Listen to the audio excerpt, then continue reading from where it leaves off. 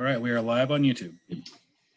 Thank you, Andrew. At this time, I'd like to reconvene into open session, and we are reconvening, Kim, at 4:59 p.m.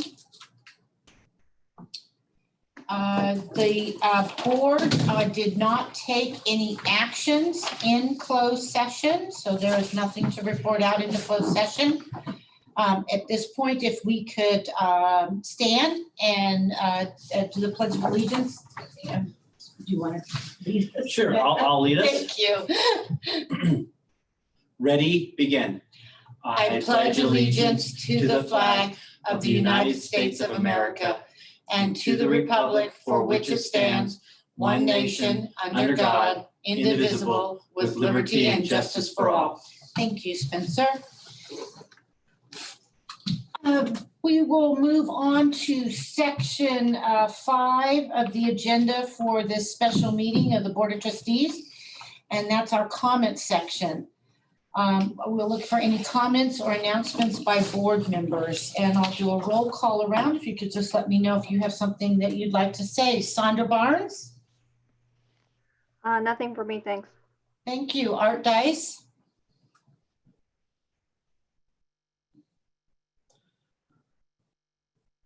Art, did you, no comments from you? No, okay, great. Mark Grover? Nothing. Bill LeGrone? I have none, thank you.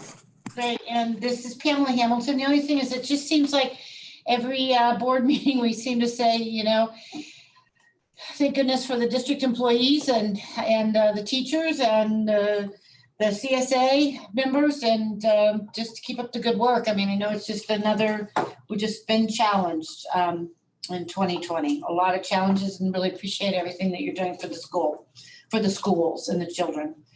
I'd like to move on now to comments and announcements by the administrators. We'll start with you, Spencer. Okay, well, I just wanted to first reiterate what President Hamilton shared, our appreciation to our CSEA members who are helping clean our sites right now. They're doing an amazing job. They're working very hard. It's been a very multifaceted situation where they had to blow off the roofs and then spray down everything, and then go through and dust and clean and mop and vacuum, and then in some cases shampoo carpets. And we'd like to say thank you to them. I also wanted to share that I've been able to reach out. I know our principals have, and I've been reaching out to our families and employees that lost their homes in the Bear Fire, and also have received a number of gift cards to distribute to them, and like to thank everyone for doing that. I'm working with those families to get them those resources, and like to thank our principals for reaching out to those families. Also want to send our condolences to the Taylor family. We lost a student last week to an unfortunate accident, and want to share our condolences with the Taylor family at this time. And that's all I have for us tonight. Thank you. We'll move on to Janet. Good evening. Evening. So the last couple weeks, I've been busy with, we've been doing some trainings. So last Wednesday, we used our minimum day, and we started on some work where the teachers had a choice of a workshop between social emotional activity, a curriculum, or trauma, which are some of the categories that we're focusing in on DOJ.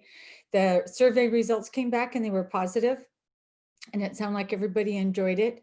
This week, I sent out a virtual training where they're doing it through Google Classroom. And this is the first one that is absolutely mandated by the DOJ.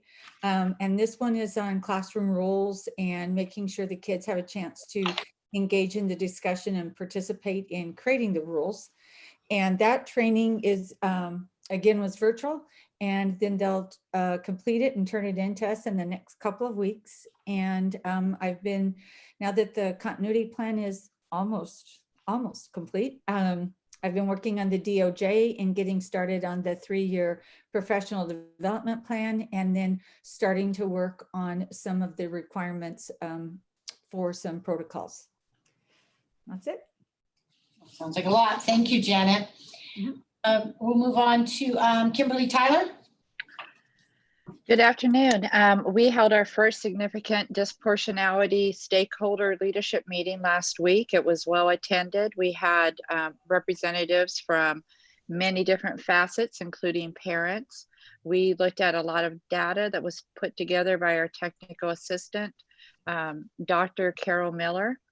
We are going to have our follow-up meeting tomorrow and look at deeper at the data and determine root causes so that we can move forward in making our plan. Great, thank you. And, oh, Andrew, sorry. Almost skipped over you.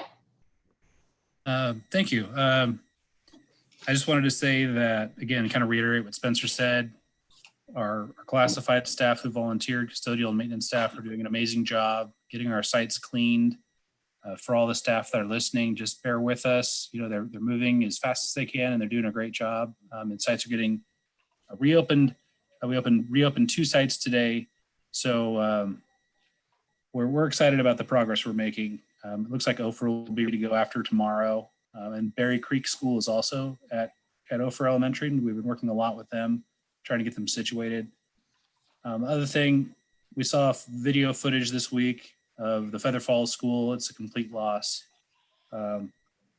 Even the sign in the gravel driveway burned down. So we've been working with FEMA, Cal OES, and the insurance company to see what our options are and what we need to do to move forward. But we're already engaged with those agencies so that we're going to be able to get whatever resources that we can.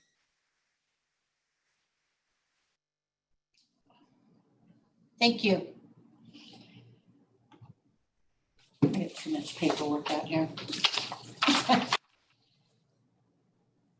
wanted to ask Andrew a question, and now I just lost it.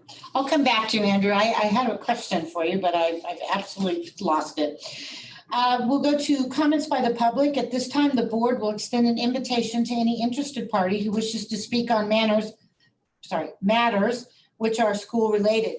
Please email your comments or questions to backpack@ocesd.net. Please include your first and last name in your email. Comments and questions will be read into the record and or addressed during the meeting. However, emails received without a sender's name will not be shared during the meeting. The Brown Act does not allow the governing board to discuss or take action on any item that is not on the posted agenda. At this time, Andrew, do you have any emails from either in the backpack? I do. I have one, Okay. specifically about the school reopening discussion. Would you Okay, like me to save it for that? I think they could read it now because we're going into that right next. okay, yeah, you go ahead and read it, yep. Okay. This is from the Talk family. Good afternoon. As a parent and former student of the school district, I have some questions and concerns about the ability and willingness to reopen the schools in Oroville. First, I am all for the schools to reopen.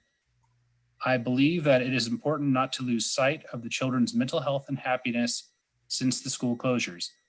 I do understand there are guidelines and obstacles before the schools can open. My questions are, if after a 2-week period of time goes by and we stay in this tier and schools get the okay to open, will it happen immediately? Or will it be prolonged? And if so, why? Also, why is our waiver taking so long to process? Finally, the county wants to open all schools as a whole. Doesn't that seem very unrealistic and time consuming? Should schools be able to open by site for seeing that some schools will be ready before others? Thank you. Thank you. And you said it was the Talk family. We really appreciate that. Thank you. Correct, yes. Were there any other emails, Andrew, that you see? Let me double check. No, that's everything. And Spencer, did you see any? I do not have any emails in my queue either. Thank you. So at this point, what I'd like to do is move on to item 6 on the agenda, which is a discussion session, and it's a discussion regarding the OCESD's reopening plans. Thank you very much, President Hamilton, and the board. And I'd like to thank the Talk family for sharing those questions and sentiments. And I hope that I'm able to answer many, if not all of those questions that you posed this evening. I have a rather, I wouldn't say rather long, but it's going to be a longer discussion than normal because it's such an important piece of what we're doing in our school district right now, and that's the topic of reopening. I want to start the conversation by saying that tomorrow evening, I am doing another session with parents to discuss this topic of reopening as well as the waiver. And to get that link, you can go to our website. And I believe that meeting is tomorrow at 7 o'clock. And again, you can get that, that link. It's going to be a Zoom meeting on our website. And so you can ask specific questions of me during that meeting. And if I don't answer all of your questions tonight. But with that being said, I had a meeting today with all the superintendents of Butte County and with the two lead individuals from Butte County Public Health. And we also had a member, the executive director of our BSSP insurance group here in the county. Our conversation centered around the fact that this week on Tuesday, our county went from tier 1 purple to tier 2 red.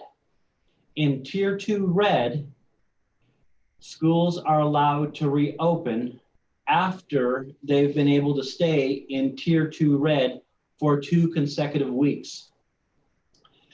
The state and county reevaluate your tier or your color every Tuesday. That is the day that they re-release information of how you did the previous week.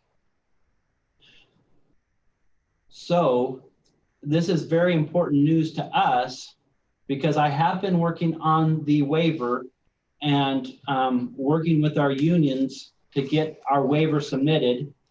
I'm about 90% done with the waiver. I'm still working with our Teachers Association on some of the questions that they've asked me to provide them. But with that being said, none of the unified districts or big districts in Butte County that applied for a waiver have been approved up to this point, and they have received a lot of roadblocks from the county in that process. Right now, we see the fact that we moved to red as a much easier and simpler process to reopening. If everything goes according to plan with our COVID numbers and we stay in the red for the next 2 weeks, we could hypothetically or realistically or legally reopen in a hybrid model, which means going half the students on one day and half the students the next day so that we can keep in our state mandate of social distancing. We could reopen by the middle of October. That is very quick, almost too quick in my opinion. However, what's very important for people to understand and for our board to consider is this. If we reopen between the dates of October, because October 14th, before that next Tuesday, which is October the 20th, if we open up in any time between the 14th and the 19th, that 19th being a Monday, once we reopen, and if our county goes back into purple, we still get to stay reopened. we get to stay open. If we open anytime this year under red and we fall back into purple, we get to stay open, which I think is very, very important. One of the considerations that we need to understand as a district and as a board is I asked the question today of one of the leads at the health department. And my question was, are a lot of the other counties toggling back and forth between purple and red? Because their numbers could go up and then down and then up and then down again. And the overall answer was they're not toggling back and forth very much. But what's very important for us to know is that the biggest testing station in Butte County was housed at the Chico Fairgrounds, Silver Dollar Fairgrounds in Chico. The largest testing station was relocated because CDF and the fire crews took over that area.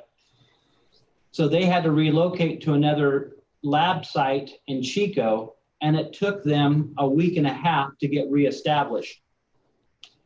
So our health department is concerned that we saw very low numbers, and we will continue to possibly see low numbers for the short foreseeable future. But once they get, now that they're fully reestablished, our numbers may trickle back up again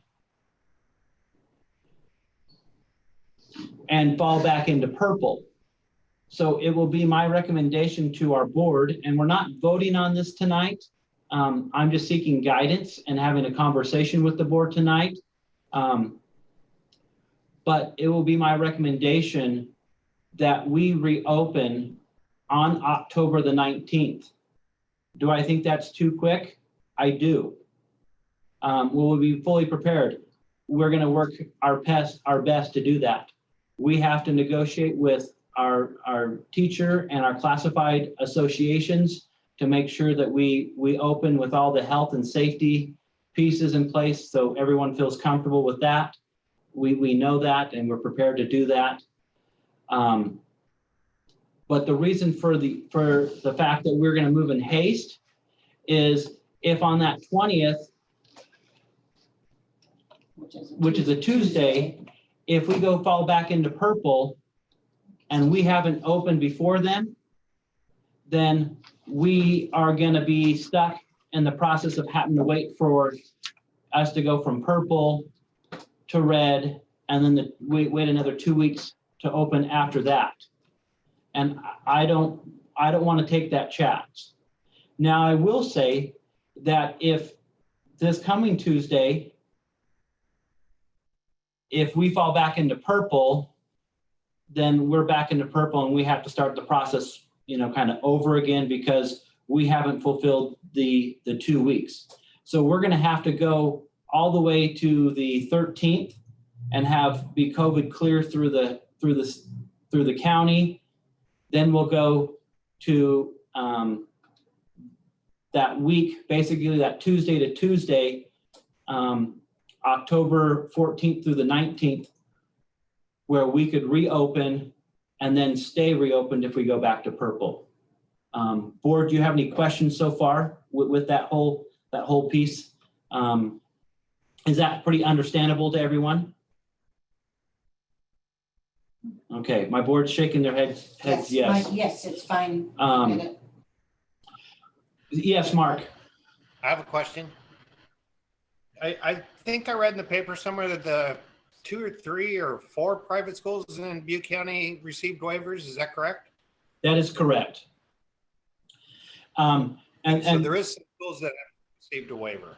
There are some schools that have received a waiver. Those are small parochial schools in our county, and but none of the bigger unified schools have received their waiver yet.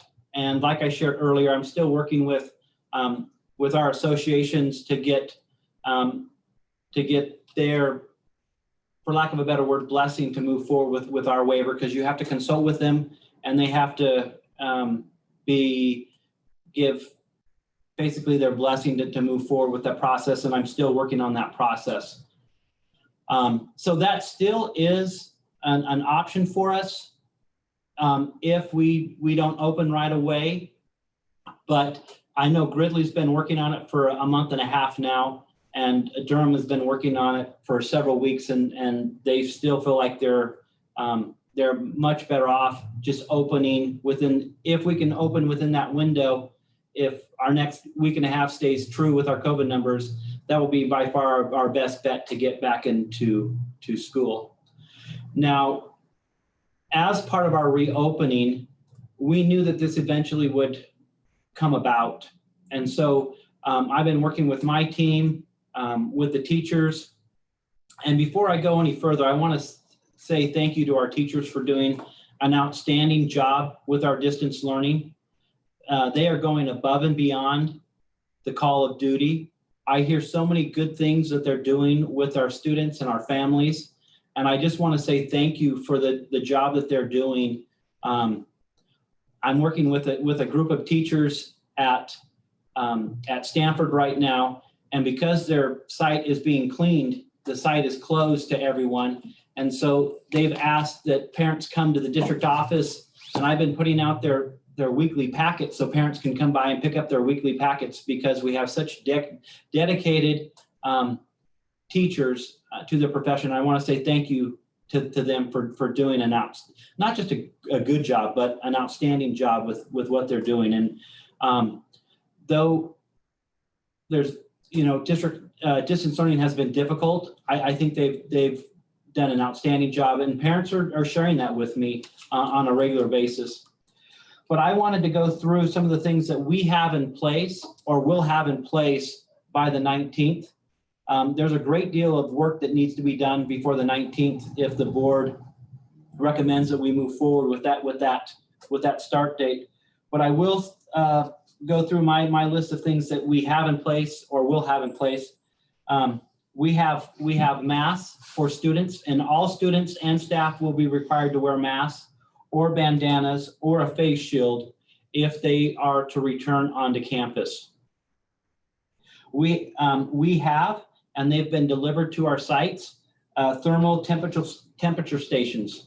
So students will come stand on a floor mat where it says stand here, and it will take their temperature, and it will say temperature good, or too high of a temperature, and and we'll have multiple stations at each school depending on where their ingress egress areas are at, but we'll have multiple stations, so everybody who enters the campus will have their temperature taken.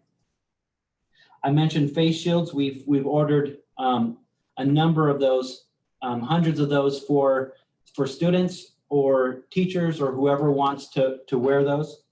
We've also ordered a couple thousand bandanas, and they're not necessarily bandanas that you tie in the back, but they're more like the ones that go around your neck and you can pull up over your face, like you see all the NFL coaches wearing on TV, or the different sporting events where they pull them down and then they pull them back up, and it's kind of like a scarf, but it's just a one piece. And we've ordered 2,000 of those, so kids will have ample amounts for kids. We have most of our district classrooms have sinks so kids can wash their hands multiple times daily. But we've also either put together or ordered extra hand washing stations for those sites that don't have as many, and those will be more mobile hand washing stations, but we want to make sure that we have plenty of areas for kids to wash their hands. We also have ordered a great deal of hand sanitizer. We've also worked with the city. The city has provided a great deal they had some extra hand sanitizer that they have shared with us. So we should have ample hand sanitizer in all the classrooms. We have plexiglass in all of our front offices. So when the general public comes in and you need to talk to the attendance clerk or the secretary, they're behind plexiglass like you would see in any other county building, and to provide protection for everybody coming in and out of our offices. We will be, as I mentioned before, we'll be going to 50% capacity on any given day, which means only half the student population will be on campus, and that will allow us to have social distancing for students, allow us to push the desk further apart so that there's social distancing between all our desks and tables. We've also ordered desk shields. So we have 800 desk shields, and we can order more if we need them. We don't feel like every desk will need a desk shield at every one time. We're thinking every other desk, because that will provide protection for that student and then the 3 students that might be around them. So we didn't have to order or clean as many of those desk shields at one time. I mentioned the hand sanitizers. So parents have been asking, what kind of schedule will we have? Like I shared earlier, it will be a hybrid. Half the students will go on Monday, Wednesday, the other half will go on Tuesday, Thursday. I'm working with transportation. A couple months ago, when we were kind of working through this process, and I've spoke with the high school district who we contract our transportation with. Everything is still a go to keep 95% of our routes the same as they were last year. So parents aren't going to have to guess, about where they pick or drop off their kids for the bus. They should be in place for that. The only difference is only half the kids are going to go on any given day. And so hopefully we'll be able to have the amount, the bus is big enough to transport those kids. We are going to ask parents that if they can, please transport their kids to and from school if they can, because our busing is going to be very tight, and I'm still working on that. The transportation director just retired from the high school district, and I'm working with a new individual, and I reached out to him yesterday, but he was in a meeting, and I'm going to follow up with him tomorrow about making sure that what we had in place a couple months ago is still in place. But again, parents, if you used our busing in the past, if there's at all possible for you to bring your kids to and from school, that would be a big help to us, because we're trying to keep within the regs of having kids every other seat, but that keeps it really, really difficult. Siblings can sit together on buses though, and that should help the situation. We will have hallway arrows so that we have directionality throughout our campuses that makes sense and where we think it's needed. We'll be working on plans. Our principals will be working on plans for lunches and recesses so that we have more social distancing and more things in place to make that safe for our kids. And we will be following the Butte County Health Department. They came up with a matrix for the district of when and if we have kids who are exposed or employees that are exposed, have a matrix of what happens if a kid's exposed, then we do this. And if a whole class is exposed, we do this. And if a whole school is exposed, we do this. So that there's no guessing on what we do. And we'll be working very closely with the health department when we have positive tests on campus. And there's different protocol for an exposure versus a positive test, and all the other scenarios that might happen when we're in a school. We know that there's schools in the North State like Corning High School that's opened, closed, reopened, and closed and reopened again based on different situations. I know that based off our surveys and the parents that have been part of my conversations and emails, for the most part, everybody's asking me, get us back into school, get us back into school. what I've suggested today with the AB schedule is not my favorite schedule. Back in June and July, I wanted everybody to come back and, we try to do social distancing and the face coverings as much as possible, because I know childcare is still an issue. I know there's a lot of things that are still an issue and up in the air. And I know that I'm going to be working with our teachers and other groups of how we make a really great program, strong program where kids come on one day and then they're home the next, because there won't be a teacher there to distance synchronous teach when they're teaching, the other half of the class. And so there's a lot of things that we need to work out. We'll be working with our teachers to come up with a strong plan, so that, we want their input and your input. Again, I have a parent meeting tomorrow night, where I want your input. I want your suggestions, because our parents are a very big piece of this puzzle, to moving forward and getting us back into school.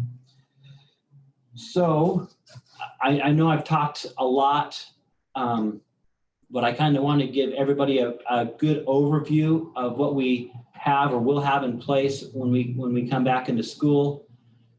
Board, do you have any questions for me at this time? I have a couple. So Pamela has a couple.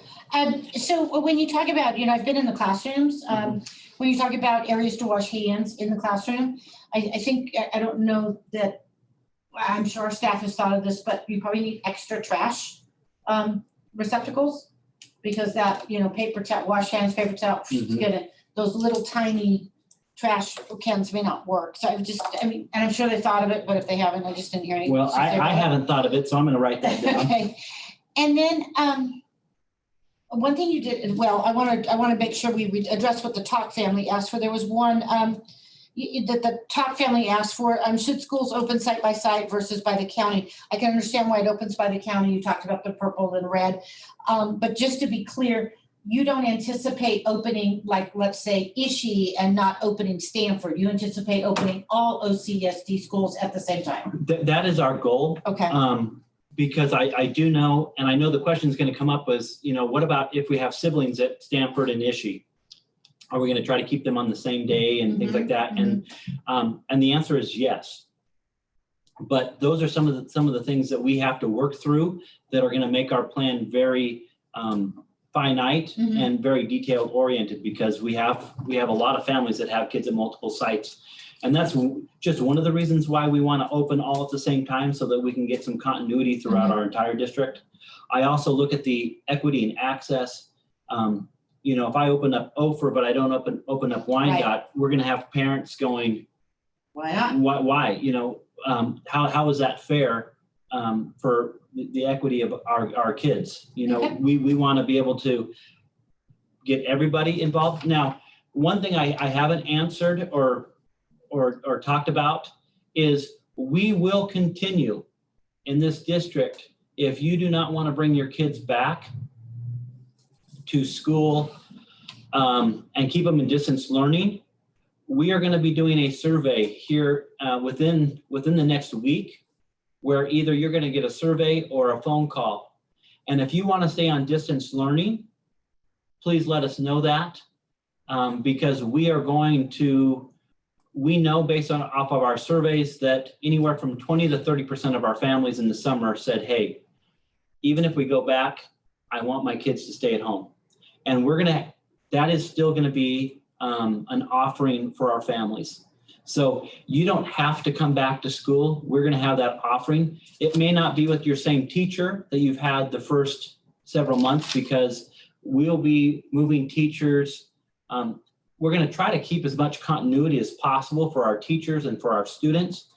But because we're going to have multiple programs, we may need to move some teachers to different areas to cover teachers that are just going to have distance learning for the next several months versus those teachers that are going to go back to in-person. And then we also know that we're expanding our independent study program starting on Monday. And instead of having one teacher that we've had on a regular basis the last year. We're now moving 3 teachers into that program because of connectivity and different things. And so a lot of these things are going to be moving, and that's going to be one of our challenges going forward, is getting a handle on our numbers and making sure that we account for all these little details, from, making sure that we have ample trash cans to the fact that we're going to need teachers in multiple programs. But distance learning still will be an option if you want to stay in that program. I have one further question, is that,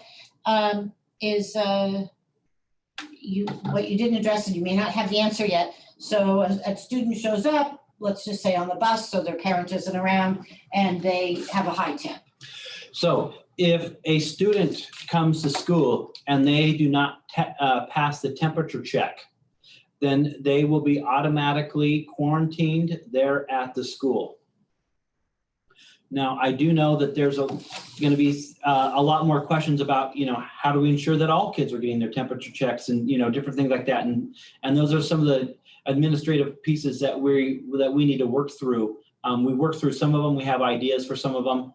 Some of our schools have very easy point of entries with gates and stuff. And then there's others that are more wide open, like Ishii, where, we're going to have multiple stations, but how do we capture all the kids? And we're coming up with some ideas for that. But back to President Hamilton's question, what if a kid comes to school and has a temperature? They will be quarantined. We will have designated areas for them to be quarantined, and their parents will be notified immediately to come and pick them up. Now, we've had this happen before just with regular sickness, and sometimes we can't get a hold of parents and things like that.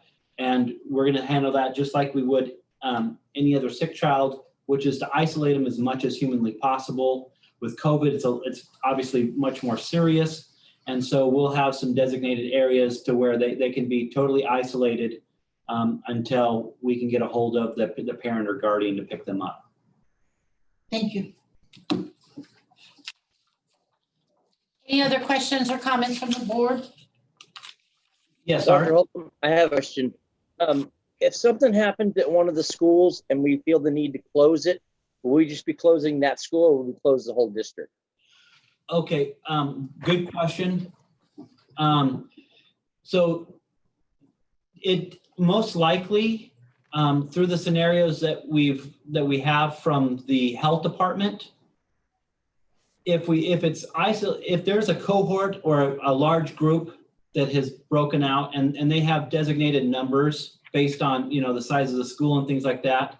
But let's say that we have a small outbreak at Ishii Hills, and we meet that threshold, we may close down just that class. We may close down that grade. We may close down that entire school, depending on how bad the outbreak is. And after we do the contact tracing with the assistance of the health department, they will help us. They will make a decision on how many kids we need to quarantine and for how long. Most likely, if it's just at Ishii, then Ishii will just be closed. However, if we have a big enough issue at Ishii and they have siblings at the other elementaries, then we're going to have to quarantine, siblings, and that's the kind of scenario where it would kind of have a trickle effect into the other schools. But most likely, the situation would be just you start with the classroom, then it goes to the grade, and then it would go to the cohort, and then the school. Thank you. You're welcome. I'm just tapping my Any other questions or comments from the board? Thank you, Spencer, unless you have anything else you'd like to add. I don't think I have anything else to add, but all these questions have been very good. And so now, like I shared earlier, this is was not put on the agenda as a vote. And the reopening plan doesn't necessarily have to have a vote from the board, because what we do as a school district is we have school and it's in person. I may bring it back for a vote formally next month, but I just want to get to the feedback from the board, kind of a direction from the board. If this is direction you want us to go, because if it is, we're going to have to move with haste and do a lot of things in the next, 2.5 weeks.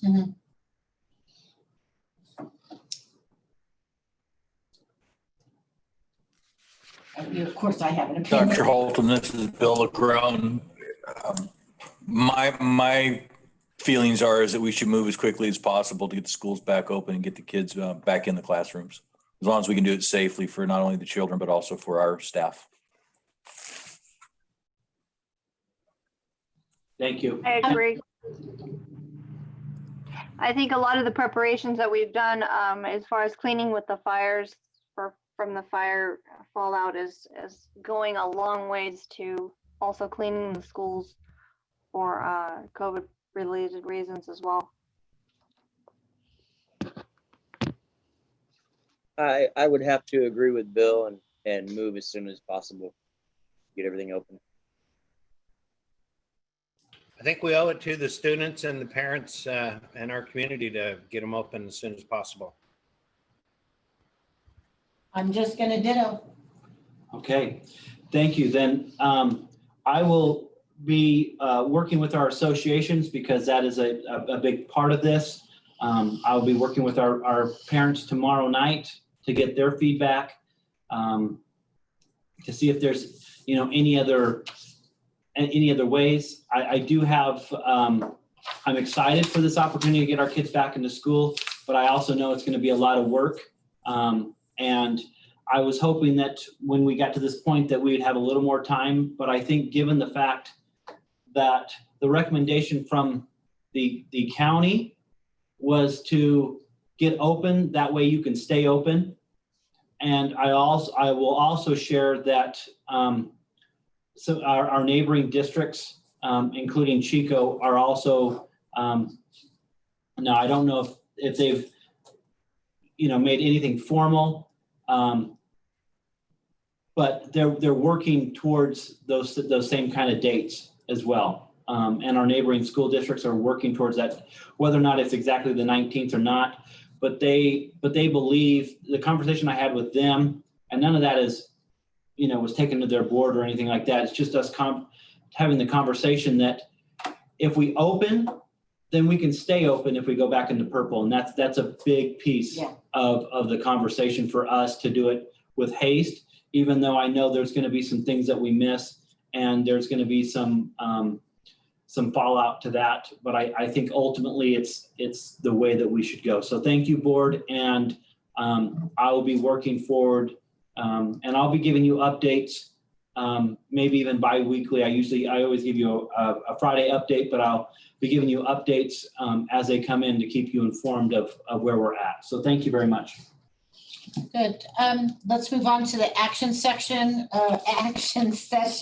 item number 7 on our agenda. We'd like to extend an invitation to interested parties who wish to speak on the items listed on the agenda. You may email your comments to backpack@ocesd.net. Please include your first and last name in your email. Comments pertaining to the items listed on the agenda will be read into the record during this time. However, emails received without a sender's name will not be read. Andrew, I'd like to ask if you have any emails in that backpack@ocesd.net email. No, there are none at this time. And Spencer, do you have any emails or anything else in there? I'm looking and I don't see anything in there. Nope, I do not. Great. We'll move on to the consent agenda. And should anybody, if anyone's out there on the YouTube, if you send in something, we will make special arrangements to make sure that it gets read in as soon as we receive it. I'd like to move on to the consent agenda, item number 8. There are several items on the consent agenda. I would ask the board at this time if they would have any comments on any of the items listed on the consent agenda. And at the same time, I'd like to ask Spencer if there was any particular item you had any comment on the consent agenda. No.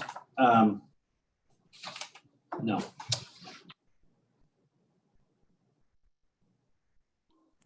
I don't hear anything from my board, so I'm going to go ahead and ask for a motion. May I get a motion to approve the consent agenda as listed in the agenda? So moved. Moved. And so I heard Sandra. May I have a second? Second, Thank you. And we could have a roll call vote. Sandra, Aye. Mark Grover, Aye. Bill LaGrone, Yes. Art Dice, yes. and Pamela Hamilton is a yes. The motion carries. I'd like to move on to item 9, curriculum and instruction, to approve the learning and continuity attendance plan. And I believe that maybe Janet is going to take this one. Yes, this is Janet. Thank you. Okay, thank you. So the last board meeting we had, we did a public hearing and we went over the continuity plan in detail so that you had a flavor for what it was. The next step was for me to go back, meet with the 2 unions, and I also met with Bobby. I was able to get a hold of him, and Bobby Jones, to get a community input. So from those discussions, really very little changes, and a lot of it has to do with some semantics. I put it in your agenda item that shows 4 things that we changed very quickly. Teachers discussed that we had, teachers had agreed it was a committee, but it wasn't the whole district, and I didn't take a vote with everybody. And so I agreed we'd put teachers discussed in one section, and Class Dojo and Remind, we had a discussion, and at that discussion of the group of people that were there, they had agreed we would try to use the same communication plan, but the teachers are concerned because if they use it and an investigation came, they would lose their phone. So they're encouraging the unit members to not use Class Dojo and Remind. And we had another comment, which was just qualifying the survey that Dr. Holtum gave last June, and it's 57% of 614 parents that responded. And the last one was that we're discussing an A-B schedule. Their point was we don't have an MOU on it. And so we changed it to it's been discussed. So other than that, very, very small changes. Any questions or comments? This is Bill LaGrone. I have a question, and I don't know if it's relevant to this or not, but I want to ask the question. I've received feedback from several parents that know I'm on the school board and has talked to me about this, that their concern or their frustration is coming with a lack of a central place that they can look and see that their student has completed their work. I guess there's multiple programs that they must log into, and the student will move through those programs, and each one contains various tasks, but there's no one central location where someone can see if their child has completed all of the tasks. And I know it's hard to believe, but some of the children aren't being truthful about that. So what they're looking for is, and I don't know if this is the appropriate place to discuss this or not, but what they're looking for is there a way to have one central location that shows that all of the tasks and all of the programs are completed? I think that's an excellent question. I know we tried really hard to put everybody through what they call a single sign-in, and it all goes and funnels through one program. But I don't believe, as you mentioned it, other than as the teachers are collecting grades and doing grades.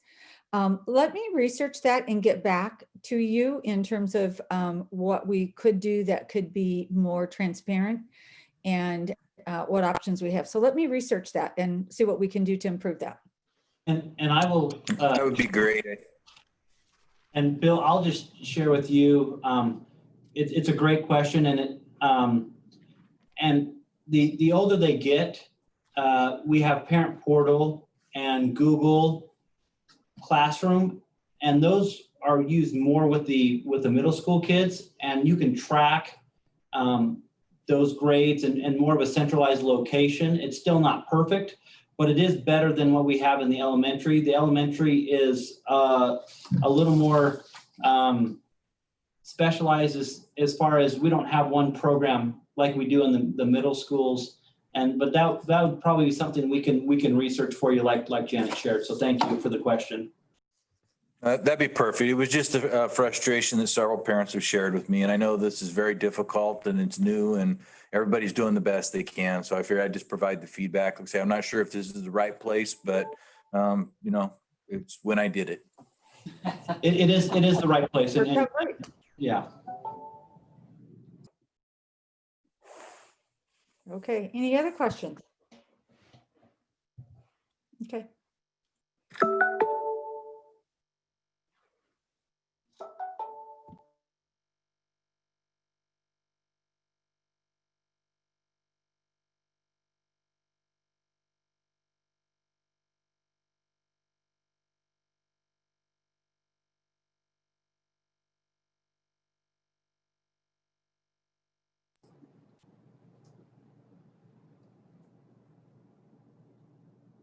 Anyone, a motion to approve the district's learning continuity and attendance plan approved as presented? Oh, sorry, we lost you there. Motion to All right. approve. Thank you, Sandra. And a second? Second. Thank you. And we'll do a roll call vote. Art Dice, Aye. Sandra Barnes, Aye. Mark Grover, Aye. Bill LaGrone, Yes. and Pamela Hamilton is an aye. The motion carries. We're going to move on to section 10 of the agenda, business and finance. The first item is approve the unaudited actual financial reports for the 2019-2020 fiscal year. And are we going to take this to Andrew? This is Andrew. Andrew, if you'd like to comment on that. Yeah, just give me 1 second to get this. Can you all see the slideshow? Yes. Yes, we can. Oh, perfect. All right. Well, this is the unaudited actuals. The unaudited actuals each year represents me closing the books for last year. I spent the last couple months doing that. And here it is for presentation. Typically with unaudited actuals, you're going to see the ending balance go up a little bit. And that'll have to do with, maybe you didn't spend every last penny you budgeted. And then also there is a series of tests that the state requires that we pass on how we spend our money in the unaudited actuals that I'll take you through as well. So the first and generally the most pressing question is, how did the year end compared to where we had planned? We had about $82,000 more than we had intended on having per the estimated actuals budget. Typically, that number, $82,000, is going to be a larger number, $100,000, $200,000 or more. But this year at estimated actuals, because of the financial crisis we're facing, I spent a lot of time going through estimated actuals and completely redoing it to get it as close as humanly possible at the time. So that's why it's a small increase, not a larger increase, but it was, we wanted to have the best information we could for original budget. So that's what I spent my time doing. So that's really the ending balance question with unaudited actuals. So now we're going to get into our tests.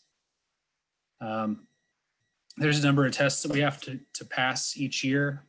There's one called the minimum classroom compensation / current expense formula. And as you can see, the deficiency amount there is 0, meaning that we passed the test. We don't have any deficiency amount when it comes to our minimum classroom compensation. Then we also have the next test called the Every Student Succeeds Act, Maintenance of Effort. The Every Student Succeeds Act is what they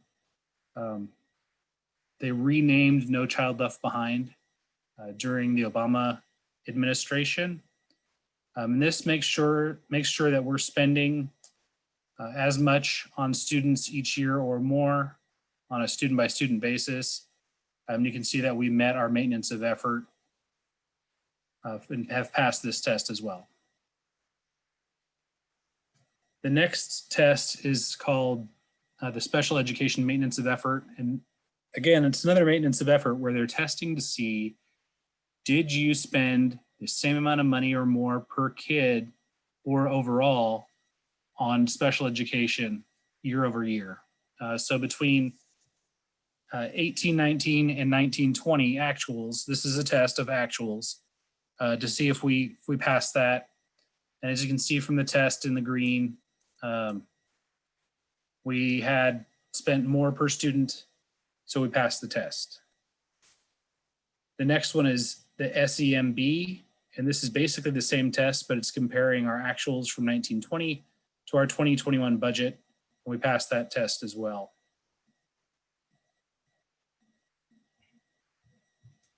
So in summary, our unaudited actuals demonstrate that we did follow our planned budget appropriately, and we passed all of our required expenditure tests.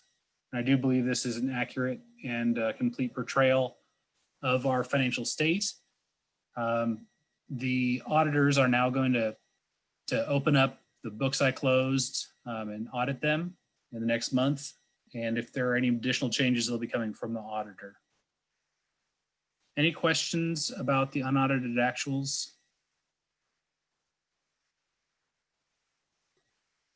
No, okay. So at this point, I would prefer the board to approve the unaudited actuals, if you would. Andrew, thank you for your presentation. Board, any question? I know Andrew asked, I'll ask once more. Any questions or comments or concerns? The only comment I would make is that since we came in within, in that large of a budget within $82,000, I think considering the financial situation that we're in, that, you know, Andrew has done an amazing job for us. So I just want to say thank you, Andrew. And, you know, I know there's a lot of hard work that goes into that, because that, which 82,000 may sound like a lot, but it is, you're cutting it razor thin. So, but excellent job. Thank you. Thank you, Bill. Thank you, Andrew. And at this point, I'd like to ask for if there's a motion to approve the unaudited actual financial reports for the 2019-20 fiscal year. So moved. And a second. Second. Thank you. And we'll do a roll call vote. Bill LaGrone, Yes. Mark Grover, Yes. Sandra Barnes, Aye. Art Dice, Aye. Pamela Hamilton is also a yes. The motion carries. We're going to move on to the next item, which is adopt resolution 20-21-04, the inter-budget transfer from capital facilities fund to the general fund. And Andrew, is that you as well? Yeah, this whole section is probably all me. I mean, we should just put the Andrew section on here. Yeah. So it was part of the budget last year. We had budgeted to transfer money from our capital facilities fund into our general fund in order to pay for the rest of the Ishii Hills field project, and also to pay for our new legally compliant phone systems.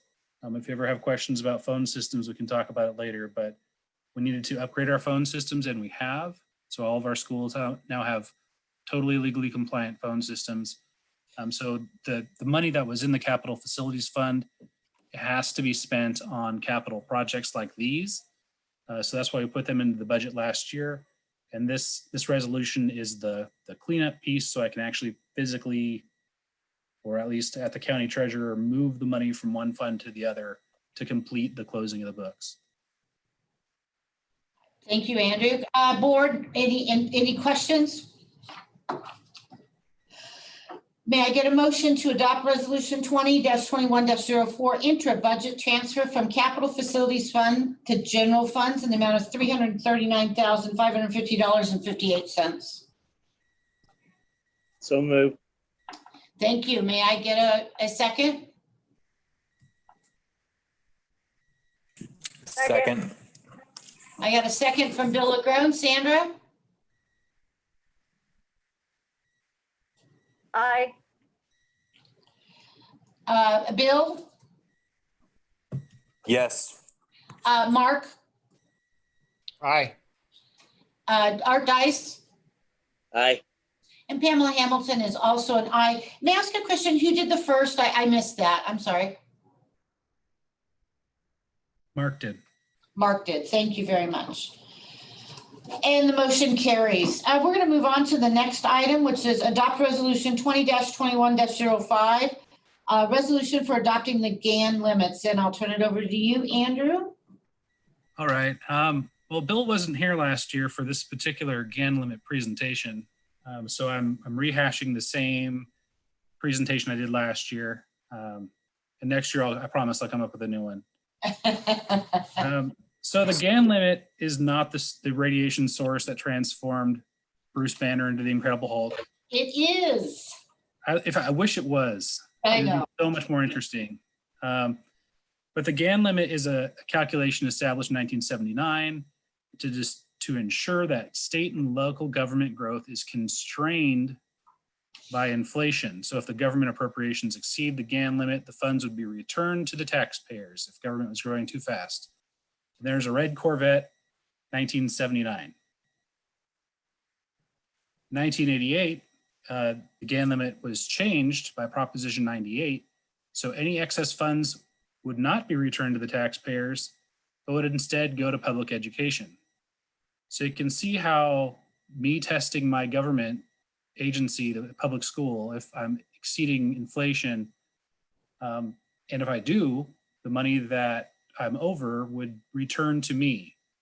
So you can see how this kind of, that doesn't make a ton of sense. But here's 1988 red Corvette to keep you interested, so you can kind of get the sense of the year. And then 2019, here's a 2019 Corvette. I should have put a 2020. The GAN limit has grown much faster than the government appropriations have. So the GAN limit is for schools is purely a formality. And even if we didn't pass the GAN limit test, the money would come back to the school. So kind of the weirdest of tests. And here you go. This is how we assume the Incredible Hulk feels about the GAN limit being purely a formality. And there he's flinging a bear into the woods. And I kind of feel the same way about it. But here we are. We've passed our GAN limit. We didn't have to return any money to ourselves this year.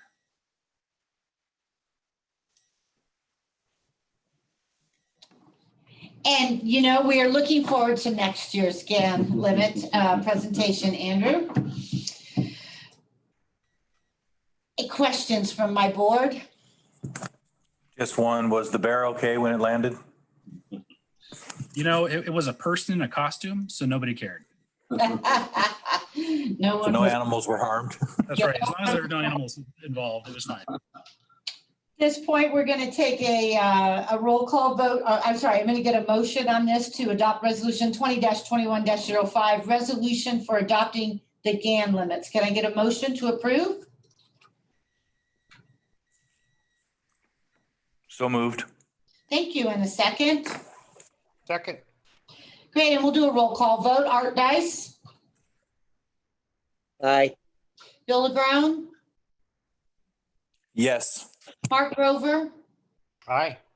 Sandra Barnes? Aye. And Pamela Hamilton is an aye. The motion passes. We're going to move on to the approve the GAN limit appropriations calculations.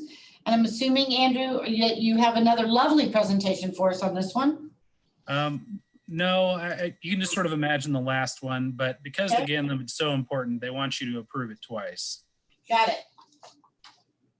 All right. Again, I will ask my folks if we have any questions on this. Good. May I get a motion to approve the GAM limit appropriations calculations? I make a motion that we approve the calculations for the GAM limit as presented. Thank you. May I get a second? Second. Sandra Barnes on a roll call vote. Aye. Thank you. Mark Grover, Aye. Bill Agrone, Yes. and Art Dice. Yes. And Pamela Hamilton is also a yes. The motion carries. I'd like to move on to the next item on the agenda, accept the bids for the fencing project at East Side School. Andrew? Before we move on, I have a comment that came on a prior item. Do you want me to address that now? Yes, please. Okay, we had an email about Remind. I think this has to go back to the learning plan. It's from Renee Henderson, the principal at Ishii Hills Middle School. Renee wrote, I want the board to know that I use Remind and it is not on my phone. It is a program online that alerts my email. I wanted to clarify the Remind issue with phones. That's it. So, yeah, thank you. I appreciate that. So Remind is not on the phone, but can be used to access via computer. Thank you. I have it on my phone, but that's only a matter of convenience. Thank you. We'll move on to item E, accept the bids for the fencing project at East Side School. Andrew, anything you'd like to tell us about there?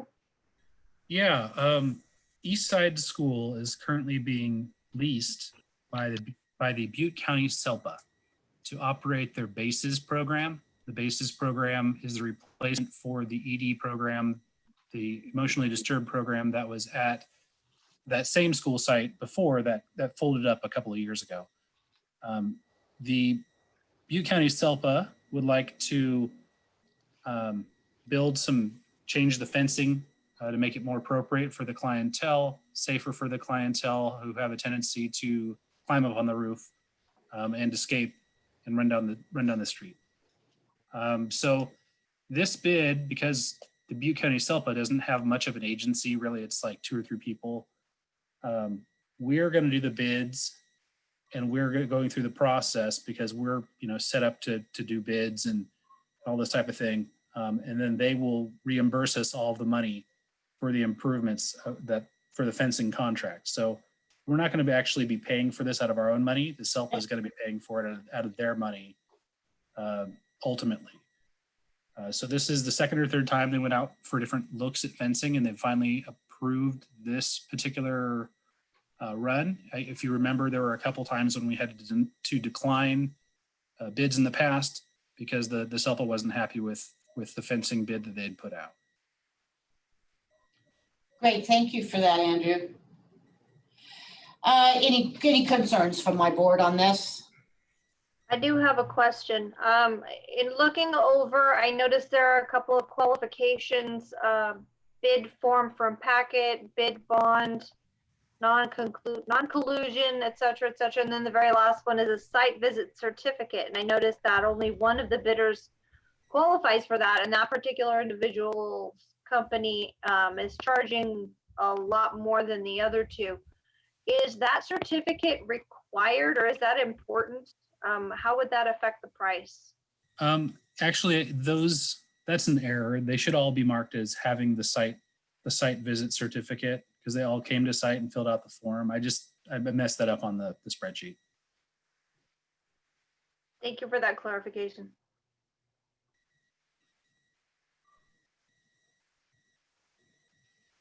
Okay, at this time, I'm looking for a motion to accept the bids for the fencing project at East Side School with the amended change to correct that all bidders have self-site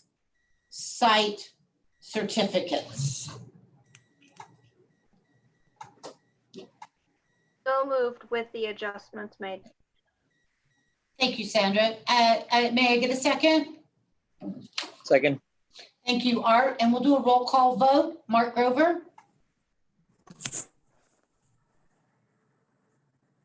Mark is on mute or Aye.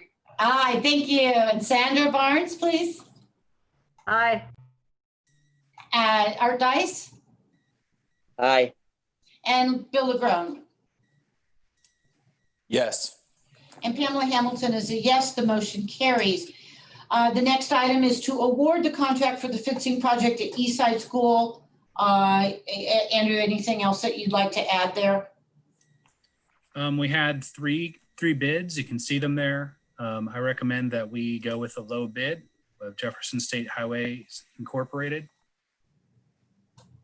Jefferson State Highway. Great.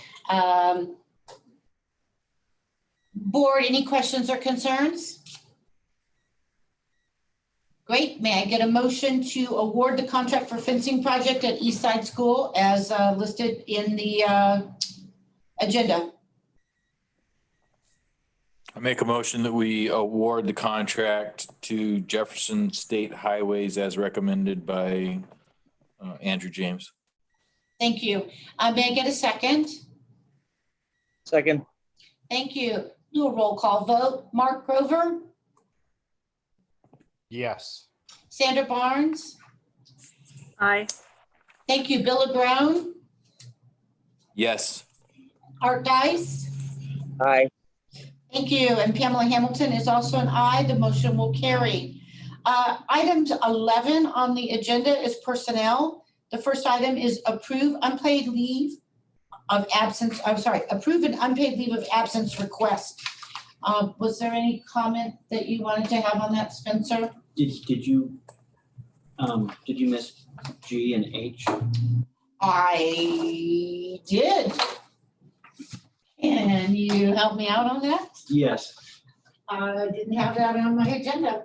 So what we have here is G and H. And let me open up. I can kind of walk you through them real quick. Yeah. So item G We added. is adopt a resolution declaring an emergency under Public Contract Code Section 22035 and 22050. And this allows Superintendent Holtum to enter into contracts that typically the board would approve. These contracts would be related to bear fire, debris removal.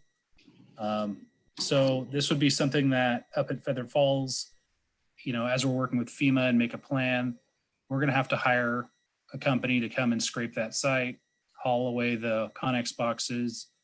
So that's something that in order to move forward quickly, this resolution will help us to do that. So for clarity for the board, we added these two items.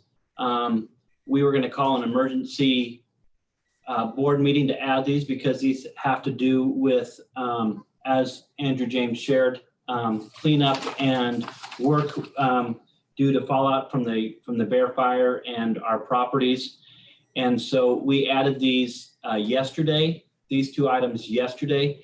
We did consult with our attorney, and as long as we recognize and let the public know that this was added as emergency, we could add it to just our general agenda and not have to do an emergency addendum after this. So I'm going to hand my computer to our president so that she can Thank you. formally go through the next two items, which have to do with that. Great. So any comments or concerns or questions from the board? If I could get a motion to approve the designation of applicant's agent. No, it's the one above that. Oh, I'm sorry. I'm in H. Let's go to G. If I could get a resolution declaring emergency under the Public Contract Code Sections 22035 and 22050 be adopted as presented. So moved. Thank you, Sandra. And a second? Second. Got you, Art. Art, thank you. And then we'll do a roll call vote. Mark Grover, Aye. Sandra Barnes, Aye. Bill LaGrone, Yes. Art Dice, Aye. and Pamela Hamilton is also an aye. The motion carries. We'll move on to item H on the agenda, which is approve the designation of applicant's agent resolution for non-state agencies. Okay, so this is another one related to the Bear Fire, and both our cleanup of our school sites and all of our interests at the Feather Falls school site, all the cleanup and things we're going to need to do. In order to have a formal relationship with Cal OES, the Office of Emergency Services, we have to designate that they can talk directly to some people within our agency, because the board technically is the employer. So this is you designating that Spencer Holtum and myself can talk directly to Cal OES as representatives of the organization. Right. Does the board have any questions or concerns about this resolution? Good. If I could get a motion to approve the designation of applicant's agent resolution for non-state agencies. I make a motion that we approve item number or letter H on our agenda regarding designation of applicant's agent. Thank you, Mark. And may I get a second? Second. Second. Thank you. Almost, Sandra. Thank you, Art. Sandra, we'll do a roll call vote. We'll start with you. Which who? Sandra, sorry. Aye. Aye. Okay. Mark Grover, Aye. Art Dice, Aye. Bill LeGrone, Yes. and Pamela Hamilton is a yes. The motion carries.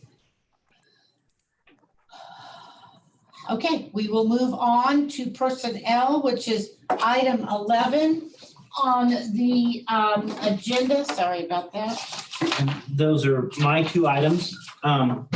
Both of these employees, both A and B, are seeking approved unpaid leave. One for the reason of absence, and the other one for child rearing needs. And so my recommendation is that we approve both of those. It allows the employee to keep their position while they're on unpaid leave. Board, any questions or concerns about that? I have one question. I'm assuming this is something we do on a fairly regular basis. It is, and I do want to make note to the board that it is something we do on a regular basis. We are doing it a little more regularly based on COVID and childcare needs and things like that. Would also like to bring to notice that there is an effective date and an end date to these leaves, so it's not indefinitely. They're within on your board agenda that there's a time frame for them to. So we can review them at another at a certain time. Brilliant. Okay, can I do a motion for both of these at the same time? You can. Right. So I am looking to my board to see if we can do a motion to approve both items under item number 11. Approve the unpaid leave of absence request and a motion to also approve the unpaid child rearing leave absence request as delineated on the board agenda. I'd like a motion to approve the leave of absence for employees 2124 and Ms. Caitlin Gonzalez, I believe is what I'm seeing. Yep. A motion to approve. Thank you, Sandra. And a second? Second. Great. And may I have a roll call vote? Art Dice? Aye. Bill LeGrone? Yes. Mark Grover? Aye. Sandra Barnes? Aye. Sandra? Aye. Thank you. Pamela Hamilton is also an aye. The motion carries. At this time, I'd like to adjourn the meeting and Kim, the meeting adjourned at 6:19 p.m.